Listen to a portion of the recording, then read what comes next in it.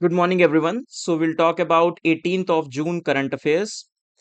हम चार topic discuss करेंगे. First topic is the G7 summit has commences. In fact is concluded also. So आज हम एक स्मॉल न्यूज़ है. फिर उसके जो डिस्कशंस हुए उस पे हम कल बात करेंगे, कल परसों में बात करेंगे. देन एक बहुत अच्छा आर्टिकल है न्यूक्लियर, चूंकि एक न्यूक्लियर जो इजराइल ईरान कॉन्फ्लिक्ट चल रहा है, कॉन्टिन्यूइंग कॉन्फ्लिक्ट चल रहा है, उसमें एक बहुत बड़ा डिलेमा या बहुत बड़ा इशू न्यूक्लियर का आ रहा है. आज सुबह बल्कि सोशल मीडिया पे एक वीडियो वायरल हो रहा था जो ईरान ने रिलीज किया, जहां पे वो इंडिकेट कर रहा है that we may go for the nuclear option. So एक बहुत अच्छा आर्टिकल है जहां बात करता है थ्री न्यूक्लियर एजेस की. सो एक बहुत ब्रीफ अंडरस्टैंडिंग के लिए, बहुत डिटेल में नहीं, brief understanding that how nuclear weapon can be divided into three ages और थ्री एराज में जिसको देखा जा सकता है. देन एक स्मॉल न्यूज है, फ्री हैंड दिया गया साइंटिफिक डोमेन पे. इस पे एडिटोरियल है, इस पे डिस्कशन करेंगे कि हुआ क्या है और कैसे ये इंपॉर्टेंट है. So the first news is the G7 commences. तो prime minister has said that he will highlight the priorities of the global south at the G7. So first of all, G7 के members यही हैं. Germany, India is not a member of G7. They are basically the advanced economies: Germany, UK, France, Canada, USA, Italy and Japan. यहाँ पे आप देखिए तो over dominance of Europe है. Europe की country UK, France, Italy, UK और Germany, चार तो यूरोपियन यूनियन की ही कंट्री हैं, या फिर कहना चाहिए यूरोप की कंट्री हैं. तो मोर डोमिनेंस ऑफ यूरोप है. और in a country, in a world where dominance of the European countries have reduce, तो वहां G7 का बहुत प्रासंगिकता या बहुत रेलेवेंस नहीं है. Anyway, earlier it was G8 also. Russia को भी इंक्लूड किया गया था, जिस पर भी ट्रंप ने कमेंट किया है, a very big mistake. So Trump has said it was a very big mistake to remove Russia from the grouping after annexation of Crimea. So इसको थोड़ा सा हम इसकी क्रोलॉजी देखेंगे. तो प्राइम मिनिस्टर ने ग्लोबल साउथ की बात की है. तो बहुत जल्दी, ग्लोबल साउथ है क्या? ग्लोबल साउथ इज बेसिकली जो, इन अ वे, ग्लोबल साउथ कहने का मतलब वो कंट्रीज जो थर्ड वर्ल्ड कंट्रीज हैं. साउथ कहने का मतलब जो इक्वेटर के नीचे हैं, बट जरूरी नहीं कि सभी कंट्री जो इक्वेटर के नीचे हैं वो ग्लोबल साउथ का पार्ट है. बट उसमें वो कंट्री जो थर्ड वर्ल्ड कंट्रीज हैं, जो 1950s के बाद, 1940s के बाद डीकोलोनाइज हुई. For example India, so many countries in Africa, right, which are still fighting their way up to the top, जो भी डेवलप होने का प्रयास कर रही है. फॉर एग्जांपल इंडिया का विजन क्या है? विकसित Bharat by 2047, like that. So जो इन्होंने ट्रम्प जी ने बात की रशिया की. सो रशिया की अगर हम बात करें, तो 1991 में जो यूएसएसआर का कोलैप्स हुआ, तो रशिया का एक ट्रांजिशन शुरू हुआ डेमोक्रेसी और मार्केट इकोनॉमी की तरफ. 1997 में रशिया ने G7 को ज्वाइन किया, तो G7 क्या हो गया? G8 हो गया. एक सिंबॉलिक स्टेप था towards integrating the post Soviet Russia into the Western led world order, क्योंकि उस समय क्या था? यूनिपोलर वर्ल्ड था, लेड बाय यूएसए.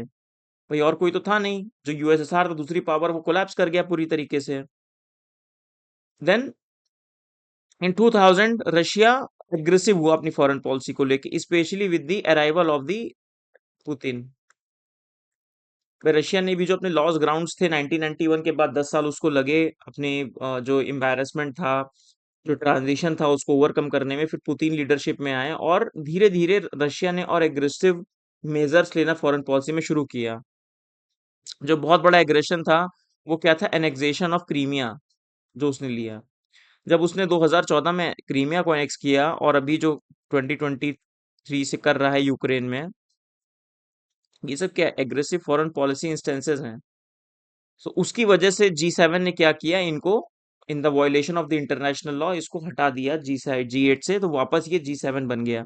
तो इसी को ट्रम्प कहते हैं. ट्रम्प ने बहुत प्रयास किया. ट्रम्प ने कई बार कहा कि रशिया को हमें रीएडमिट करना चाहिए, रशिया को निगोशिएटिंग टेबल पे लाना चाहिए. पर अभी भी G7, क्योंकि उसमें यूरोपियन पावर्स और कनाडा का कहना है नहीं, रशिया जो वायलेशन कर रहा है इंटरनेशनल लॉ का, और G7 बनाया गया इंटरनेशनल लॉ के प्रिजर्वेशन के लिए, उसको इन्फोर्समेंट के लिए, तो हमें ऐसा नहीं करना चाहिए, right. Next is the third nuclear age. काफी अच्छा आर्टिकल है. ये बात करता है तीन न्यूक्लियर एजेस की, कि कैसे जो न्यूक्लियर ऑप्शन है, it has evolve from first age to second age to the third age. जो न्यूक्लियर एज कहा जाए, वो शुरू हुई हुई कहाँ से? आफ्टर द वर्ल्ड वॉर 2, जब हिरोशिमा और नागासाकी पे बॉम्बिंग हुई, है ना, तभी से न्यूक्लियर एज की कहा जाए शुरुआत हुई. First nuclear age from cold war era, 1945 to early 1990s, before the collapse of USSR. तो उसके बीच में क्या था आपको पता है? Cold war, super war super power की राइवलरी चल रही थी। दोनों ही एक फिलॉसफी पे चलते थे, मैड, कि अगर हमने एक पे न्यूक्लियर अटैक किया दूसरे पे किया तो क्या होगा, मैड होगा, that is mutually assured destruction. हम भी मरेंगे तुम भी मरोगे। उस समय उसके में इसकी वजह से क्या हुआ, आर्म्स रेस हुई, एक दूसरे से आगे बढ़ने की चाहत में स्टार्टेड द आर्म्स रेस। इसी पीरियड में एक स्पेस रेस भी हुई, जो पूरी ह्यूमैनिटी के लिए बड़ी पॉजिटिव हुई। इसको कहते हैं कंपटीशन, कैसे पॉजिटिव कंपटीशन है और ये निगेटिव कंपटीशन है। स्पेस रेस भी हुई जिसमें कंट्रीज ने बहुत रिसोर्सेज पुटअप किए अपने लोगों को मार्स में मून पे भेजने के लिए। बहुत सारे इंटर आउटसाइड अर्थ मिशंस हुए, काफी चीजें सेटअप हुई, काफी इनोवेशंस हुए, वो पॉजिटिव हुई race. But arms race negative हुई, उसमें क्या हुआ, स्टॉक पाइलिंग हुई, सो खूब सारे वॉर हेड बने और हमेशा डर लगता रहा कि any day it can explode. For example एक बहुत फेमस हुआ था क्यूबन मिसाइल क्राइसिस, जब लगा था कि बिल्कुल हम ब्रिंक पे हैं कोल्ड वॉर के। फिर उसके बाद डी एस्केलेशन हुआ, कई सारी ट्रीटी साइन हुई, for example nuclear proliferation treaty 1968 में साइन हुई, और भी बायलैटरल ट्रीटी साइन हुई दोनों कंट्रीज के बीच में कि हम ठीक है हमको कैप करेंगे, यहाँ पे हम ये नहीं करेंगे, वहां पे वो नहीं करेंगे।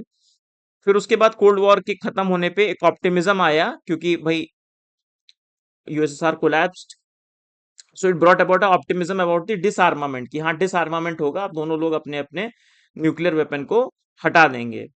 पर जो सेकेंड एज आई, ये अच्छी एज थी। इसमें क्या हुआ कि एक डोमिनेंट, एक डोरमेंट डिटरेंट के रूप में न्यूक्लियर को देखा गया।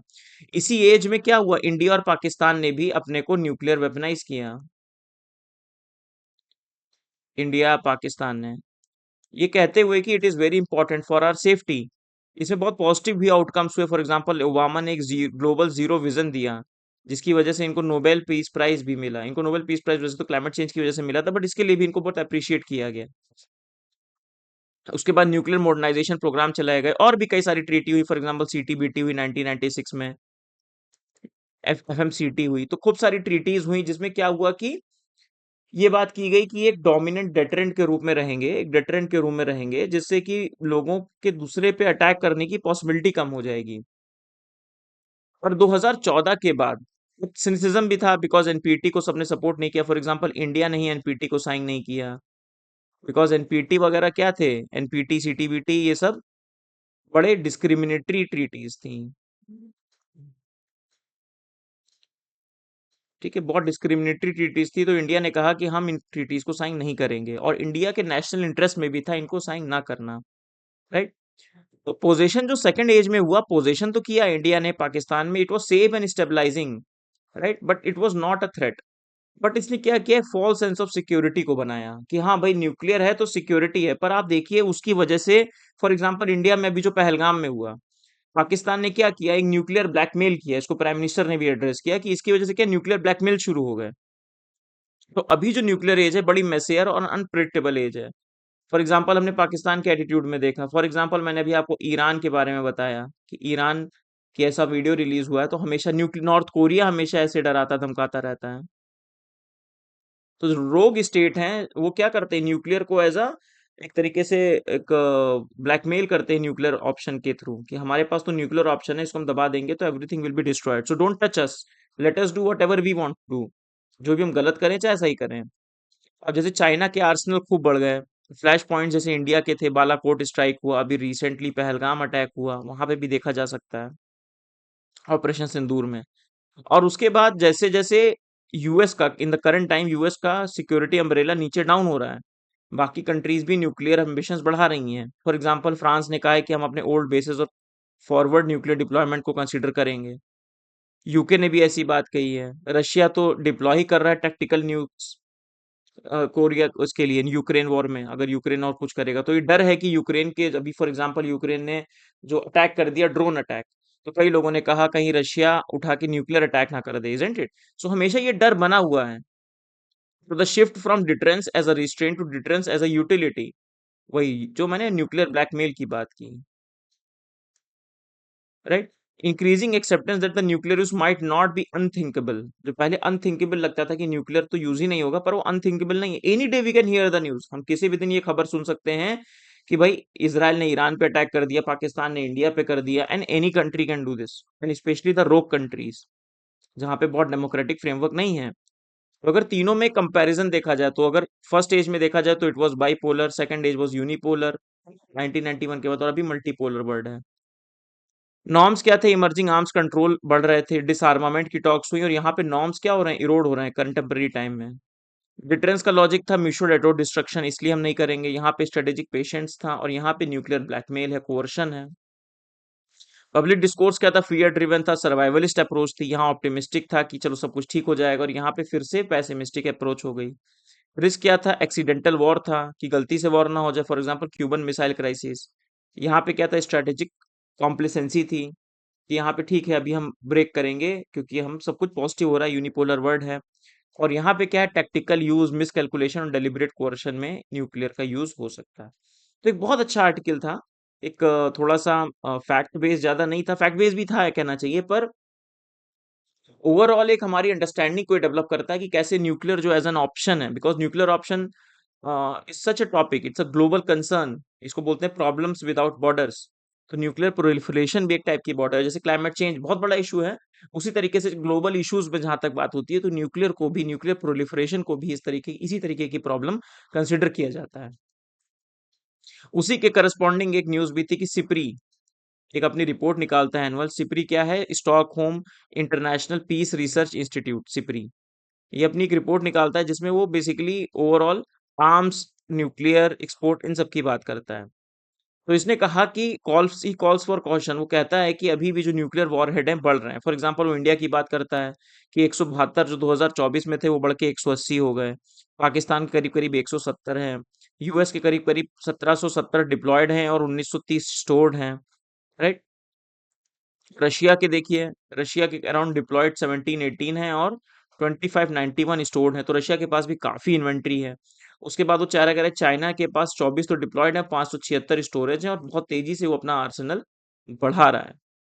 तो वो कहता है कि अगर कोई नया एग्रीमेंट रीच नहीं करता, तो जो कैपिंग लगी है, या लोगों में एक तरीके से जो भी डिटरेंस है, वो भी खत्म हो जाएगा। ठीक। तो कहता है कि nearly all the 9 nuclear arm countries upgraded their weapons, added newer versions.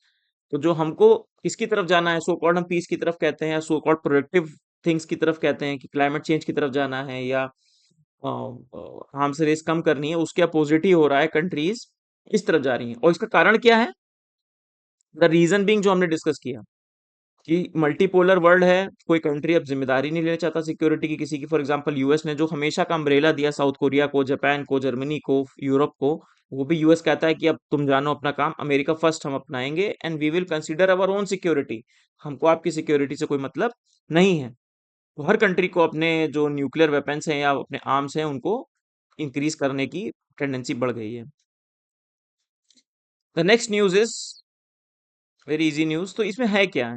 ये बेसिकली कहता है कि बेसिकली गवर्नमेंट ने क्या डिसाइड किया है, government has decided policy reforms. उन्होंने कहा है कि जो साइंस एंड टेक में अगर प्रोक्योरमेंट्स करने हैं, अभी तक क्या था कि अगर गवर्नमेंट कोई भी प्रोक्योरमेंट करती है 2020 से, प्रोक्योरमेंट मतलब कि गवर्नमेंट के एजेंसीज या डिपार्टमेंट्स को कुछ खरीदना है। फॉर एग्जांपल गवर्नमेंट के एजेंसी को लैपटॉप खरीदना है, राइट। गवर्नमेंट की एजेंसी को लेट अस से कुछ chemical, for example science and tech में कुछ केमिकल्स खरीदने हैं, कुछ इक्विपमेंट्स खरीदने हैं। गवर्नमेंट कहती थी कि आप जेम पोर्टल से खरीदिए। Government e market place, government ने एक जेम पोर्टल बनाया, बड़ा रिवोल्यूशनरी पोर्टल है। ये पोर्टल है। तो this is GeM portal, government e market place.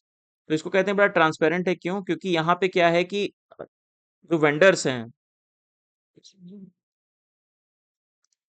जो वेंडर्स हैं, पहले क्या था कि मान लीजिए गवर्नमेंट डिपार्टमेंट है, दिस इज गवर्नमेंट डिपार्टमेंट, तो गवर्नमेंट डिपार्टमेंट सेट कर लेता था 2-3 वेंडर्स को, और इन्हीं से सामान प्रोक्योर करता था। अब कोई गवर्नमेंट डिपार्टमेंट को बिड ओपन करनी पड़ेगी यहाँ पे जेम पे, और जेम पे जितने भी सारे वेंडर है, खूब सारे वेंडर होंगे, वो लोग इसके लिए बिड करेंगे। जब वो लोग इसके लिए बिड करेंगे तो क्या होगा? कंपटीशन बढ़ेगा, प्राइसिंग अच्छी मिलेगी। कंपटीशन जब भी इंक्रीज करता है तो क्या होता है? प्राइसिंग अच्छी मिलती है, प्राइसिंग अच्छी मिलती है, ट्रांसपेरेंसी आएगी, और कोई भी तरीके के जो इश्यूज प्रोक्योरमेंट में आते हैं कि इनको सेट कर लिया, वेंडर्स के हिसाब से कर लिया, ये नहीं होता। बट इसकी वजह से एक निगेटिव ये हुआ कि साइंस एंड टेक सेक्टर को बड़ा नुकसान हुआ। क्यों? Because science and tech sector बड़ा डिफरेंट होता है। Science and tech sector article भी कहता है कि साइंस एंड टेक सेक्टर में हमें कुछ स्पेसिफिक वेंडर्स ही चाहिए जो बहुत प्रिसीजन वर्क करते हैं।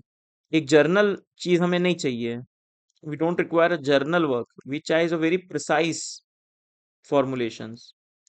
और हर कोई प्रिसाइज फॉर्मुलेशन हर कोई नहीं बनाता, कुछ स्पेसिफिक वेंडर्स ही बनाते हैं।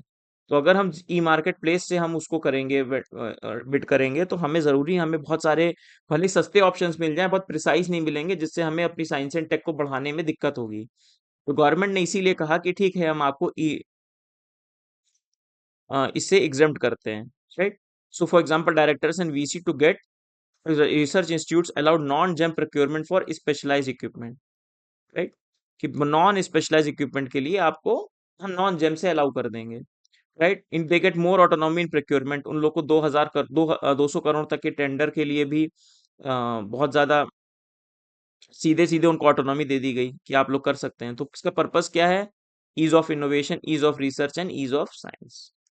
और सिंपल सी बात थी, कोई बहुत खास इसमें न्यूज नहीं थी। सो इंपॉर्टेंट क्या है? GeM portal. So GeM portal काफी पुराना हो गया है, अब तो काफी सीधे साथ चीजें इसी के थ्रू हो रही हैं। यस, कमियां इसमें भी हैं, पर still it's better than the offline version. The last one is, ये स्टोरी कंटिन्यूड है, हमने पहले भी डिस्कस की थी, बीच बीच में डिस्कशन चल रहा है इस पे। ईरान इसराइल का जो कंटिन्यूइंग वॉर है, कहना चाहिए कंटिन्यूइंग कॉन्फ्लिक्ट है। सो इंडिया ने भी कहा अपने लोगों को कि जिसके जिसके पास अपनी गाड़ी है, तो तेहरान में देखा गया कि बहुत लोग अपने लीव कर रहे हैं। ट्रंप ने भी कहा कि everyone should evacuate Tehran immediately, एक तरीके से पैनिक क्रिएट करना कि तेहरान में सब लोग निकल जाएं। तो एक कंट्री दोनों एक दूसरे पे अटैक कर रही हैं। ये देखिए, इसराइल ने इसराइल ने ईरान पे इन्हीं जगह पे अटैक कर दिया। लेटेस्ट स्ट्राइक तेहरान के पास की। इंजरी भी, डेथ भी 200 प्लस डेथ, इंजरी 1500 से ऊपर इंजरी हो गई। और इसराइल पे भी ईरान ने अटैक किया, उसका आयरन डोम सब कुछ तो नहीं बचा पा रहा, काफी कुछ तो बचा ही ले रहा है, बट वहां पे भी अटैक्स हो रहे हैं। तो अगर हम एक ब्रॉडर आइडिया की बात करें, एक बहुत अच्छा आर्टिकल ये बात करता है नेतन्याहू चाहते क्या है। हमने लास्ट टाइम भी डिस्कस किया था कि जो इस रीजन में है, काफी चीजें चेंज हो रही हैं। For example, Syria. सीरिया जो एक रिजीम थी, उसका डाउन टर्न हो गया, खत्म हो गई। जो एक प्रो, कहना चाहिए प्रो इसराइल रिजीम थी, उसका डाउन टर्न हो गया, खत्म हो गई पिछले साल। उसकी जगह पे, just one second, उसकी जगह पे जो नई रिजीम आई है, वो इतनी तरीके से एंटी इसराइल नहीं है। सेकंड वाज, जो हमास को बिल्कुल खत्म ही कर दिया नेतन्याहू ने। हिजबुल्लाह को, उसकी पूरी लीडरशिप को हटा दिया। तो ईरान के जो सपोर्टर्स थे, उनको बहुत हद तक नीचे कर दिया। तो इसराइल ने सोचा कि it is a very high time, it's very at this moment what we can do, we can strike Iran at its heart. हम ईरान को बिल्कुल खत्म ही कर सकते हैं। तो इनके जो एंड गेम है, इसमें का इसके पास तीन ऑप्शन है नेतन्याहू के पास। फर्स्ट, कि ट्रिगर स्टेट कोलैप्स, अभी जो बॉम्ब कर रहा है वो बॉम्ब करते रहें, keep on bombing the Iran, है ना, ट्रिगर स्टेट कोलैप्स। इससे क्या होगा, लोगों के अंदर, इस ईरान जो स्टेट, ईरान का स्टेट कोई बहुत डेमोक्रेटिक स्टेट तो है नहीं, it's not a very democratic state. तो इसके अगेंस्ट ही ट्रिगर हो जाएंगे। तो जनता जब ईरान के स्टेट के खिलाफ खड़ी हो जाएगी, तो क्या होगा, फिर रिजीम चेंज होगा ईरान में, right. So they want to have continued attack और स्टेट कोलैप्स हो जाए वहां पे। पर उसके चैलेंजेस भी हैं। बात करते हैं कि इस तरीके जो अटैक हो रहा है, वो अटैक तो हो रहा है, लेकिन जो बहुत ज्यादा उसकी बंकर फैसिलिटीज हैं, न्यूक्लियर फैसिलिटीज हैं, उनको आप पूरी तरीके से रिमूव नहीं कर सकते, ऐसा आर्टिकल का कहना है। सेकंड है, डिप्लोमेसी को परस्यू करें, कि ईरान को, जो यूएस भी चाहता है कि ईरान क्या नेगोशिएटिंग टेबल पर आए और अपने न्यूक्लियर एम्बिशंस, ईरान पूरी तरीके से, बिल्कुल ही तरीके से छोड़ दे, right. Freeze and roll back Iran ambition, ये ऑब्जेक्टिव है। पर अभी ऐसा लगता तो नहीं कि कोई डिप्लोमेटिक एफर्ट्स लिए जा रहे हैं। Maybe some sense prevail in the both the camps and they come to the table. अभी तो जो लग रहा है, बिल्कुल ही एक दूसरे को they will finish it up. And the third is, Israel चाहता है कि यूएस की मिलिट्री इन्वॉल्व हो। ट्रंप नहीं चाहते यूएस इन्वॉल्व हो, बट इसराइल रियली चाहता है। उनको लगता है कि अगर यूएस इन्वॉल्व हो गया, तो हम तो ईरान की न्यूक्लियर इंफ्रास्ट्रक्चर को डिस्ट्रॉय कर ही देंगे। Trump is reluctant to engage, but he can engage, because Trump is very unpredictable, है ना। And he has openly supported Israel's on every front, almost every front. So we don't know what will happen. But जो Israel का end game है यहाँ पे, जैसे जो Hamas में एंड गेम था, यहाँ पे भी एंड गेम क्या है, कि स्ट्रेट का ट्रिगर कोलैप्स किया जाए।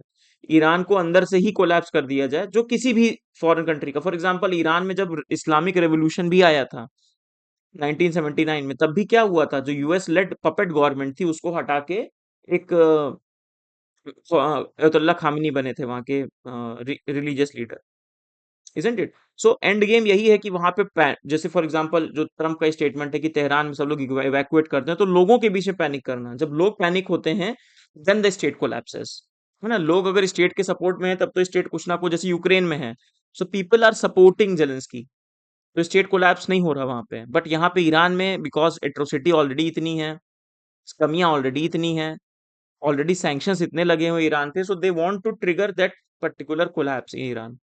Anyway it's a continuing story, will see how it goes up, आगे क्या होता है। सो जैसे जैसे डेवलपमेंट होगा will see to it. So first we have seen G7 commencement, जिसको हम आगे भी देखेंगे how the things folded out. Third, three nuclear ages, very important topic. Then we have discuss the free hand in the scientific domain, and finally Israel Iran continuing conflict, right? So that's it for today. We'll see you again in the next session. Till then, bye bye. Any doubts you can put in the comment box. Thank you.